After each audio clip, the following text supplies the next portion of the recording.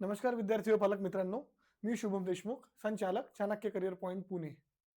3 मे रोजी जी नीट परीक्षा होणार आहे, त्या परीक्षेची पूर्वतयारी कशी असावी किंवा भरपूर विद्यार्थ्यांचे फोन येत आहेत, सर हॉल तिकीट किती पेजेसचं न्यायला पाहिजे, प्रत कलर असावी की ब्लॅक अँड व्हाईट असावी, अशा असंख्य प्रश्नांची उत्तर मी आज या व्हिडिओच्या माध्यमातून देणार आहे. आणि सोबतच विद्यार्थी आणि पालकांची परीक्षेसाठीची पूर्वतयारी कशी असावी किंवा नेताना डॉक्युमेंट कुठले सोबत न्यावे. बरेच लोकेशनचा गुगल टॅगचा जिओ टॅगिंगचा प्रॉब्लेम येत आहे.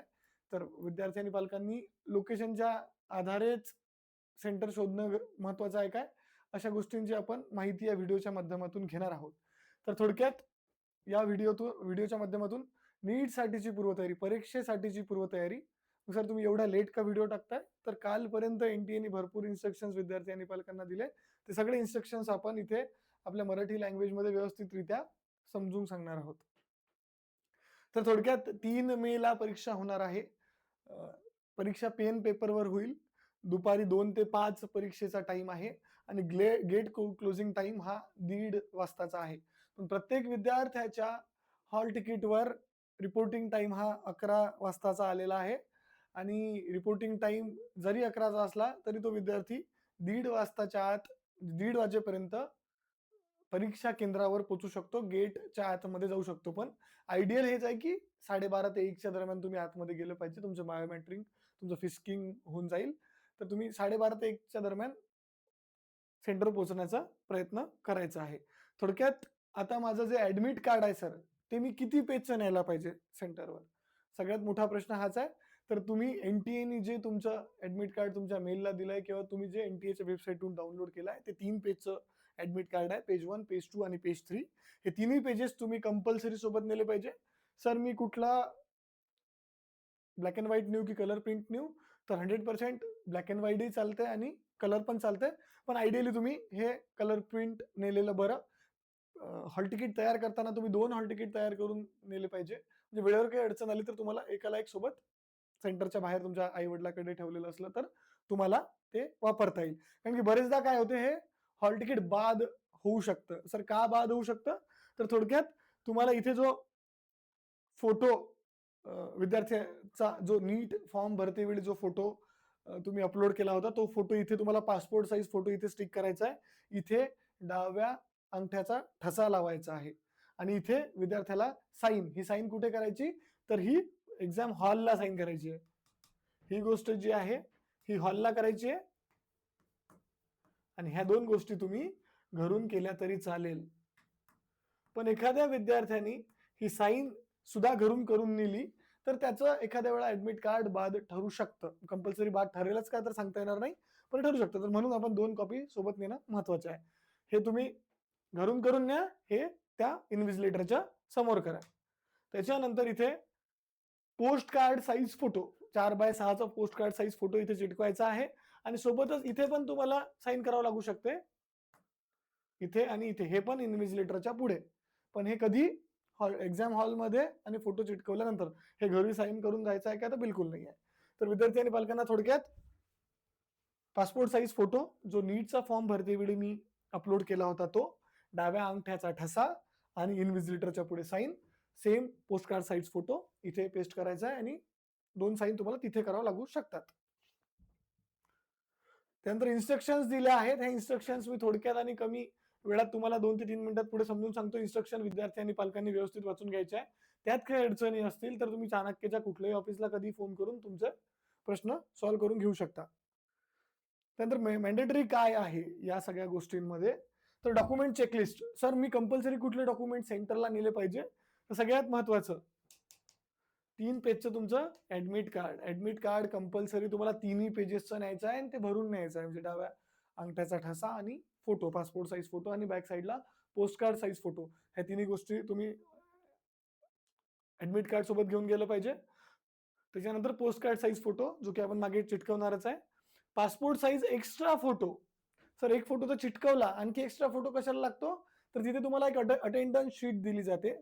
त्या अटेंडन्स शीटवर चिटकवण्यासाठी एक पासपोर्ट साइज फोटो न्यावा लागतो आणि हा फोटो सुद्धा तुम्ही नीट परीक्षेच्या वेळी जो फोटो अपलोड केला तोच असायला लागतो.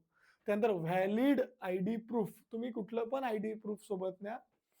आधार कार्ड कंपल्सरी आहे, अपडेटेड आधार कार्ड कंपल्सरी आहे. त्याच्यासोबत तुम्ही पॅन कार्ड नेऊ शकता, तुम्ही ड्रायव्हिंग लायसन्स नेऊ शकता किंवा तुम्ही 12वीच्या बोर्डाच्या परीक्षेचं हॉल तिकीट सुद्धा इथे सोबत नेऊ शकता. कंपल्सरी डॉक्युमेंटमध्ये हे 4 डॉक्युमेंट तुम्हाला कंपल्सरी कॅरी करायचे आहेत. Admit card, passport size photo, तुमचं व्हॅलिड आयडी प्रूफ आणि सोबत अपडेटेड आधार कार्ड. सर आता मला ड्रेस कोड आयडियल काय असणार आहे? तर मुलांसाठी हाफ स्लीव टी शर्ट आणि ट्रॅक पॅन्ट हा एकदम बेसिक आणि चांगला ड्रेस कोड आहे. त्यात तुम्ही खाली स्लीपर अजून ॲड ऑन करू शकता. शूज, सँडल चालेल, शूज चालणार नाही किंवा पॅक कुठला चप्पल असेल त्या चालणार नाही.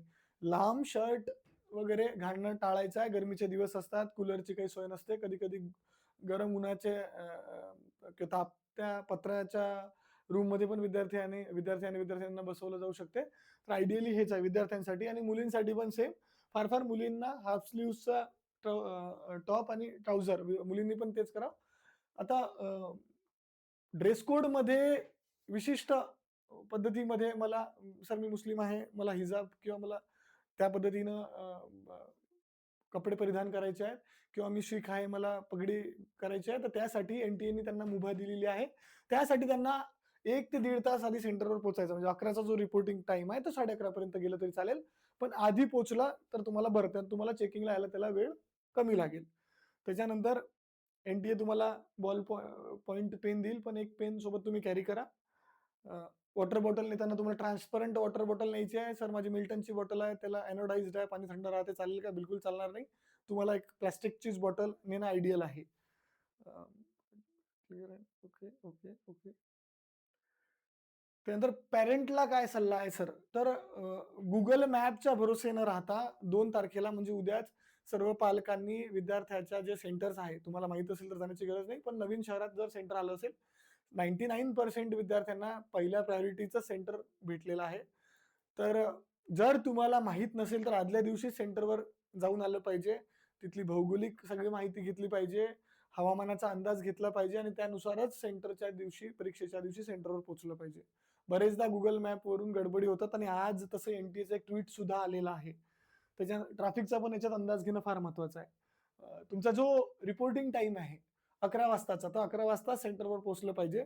तुमचा गेट क्लोजिंग टाईम 1:30 वाजता आहे, तर तुम्ही थोडं आधी म्हणजे 12:30-1ला आतमध्ये जाऊ शकता. पण सेंटरवर 11 वाजता पोहोचणं फार इम्पॉर्टंट आहे. म्हणजे 11च्या आधीच सेंटरवर विद्यार्थी आणि पालकांनी पोहोचलं पाहिजे. थोडंसं विद्यार्थ्यांनी थोडंसं खाऊन परीक्षेला बसलेलं उत्तम.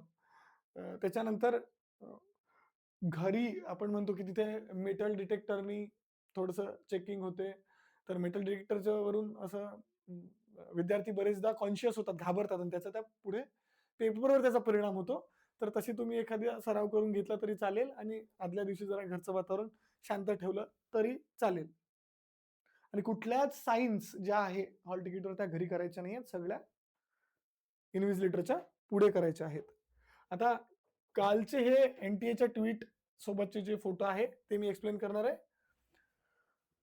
फुल स्लीव्ह शर्ट, टी शर्ट चालेल का? तर नक्की चालेल. पण आपण आयडियली हाफ स्लीव्हसाठी सांगितलं की फुल स्लीव्हला मग चेकिंगला थोडा वेळ लागतो. आर्टिकल हाफ स्लीव्ह चालेल, पाण्याची बॉटल ट्रान्सपरंट चालेल आणि स्लीपर सुद्धा चालेल. त्याच्यानंतर बायोमेट्रिकमध्ये सर माझा थंब किंवा माझे फिंगरप्रिंट मॅच झाले नाही तर मला परीक्षेला बसता येणार नाही का? किंवा माझे आय लीड्स किंवा माझे आयचे जे सगळ्या गोष्टी आहेत ते मॅच झाले नाही तर मला परीक्षेला बसता येणार नाही का? तर तसं काही नाही आहे. एक अंडरटेकिंग तुमच्याकडून लिहून घेतल्या जाईल. त्याच्यावरून तुम्ही परीक्षेला बसू शकता. म्हणजे बिलकुल पॅनिक होऊ नका. आता सर मी इंटरनेट कॅफेवर गेलो किंवा मी आधार केंद्रावर गेलो आणि माझ्या फिंगरप्रिंटच्या पुढे नल लिहून आलं, 0 लिहून आलं, असे फोन येतात. त्यांनी घाबरून जायचं का? तर बिलकुल घाबरून जायचं नाही. आता अपडेट होत नाहीये सर, 24 तास लागतात, 48 तास लागतात. तर बिलकुल पॅनिक होऊ नका. कुठलीही परिस्थिती आली तरी तुम्हाला परीक्षेला हे नक्की बसता येणार आहे आणि तुम्हाला एक तुम्हाला अंडरटेकिंग तिथे तुम्हाला लिहून द्यावं लागणार आहे आणि ते अंडरटेकिंग तुम्ही लिहून दिलं की तुम्ही पुढे परीक्षेला बसता येईल. तुम्हाला कुठल्याही प्रकारचे ऑर्नामेंट, मुली असेल तर कानातलं, गळ्यातलं बिलकुल चालणार नाही. मुलं असेल तर अंगठ्या, चेन चालणार नाही.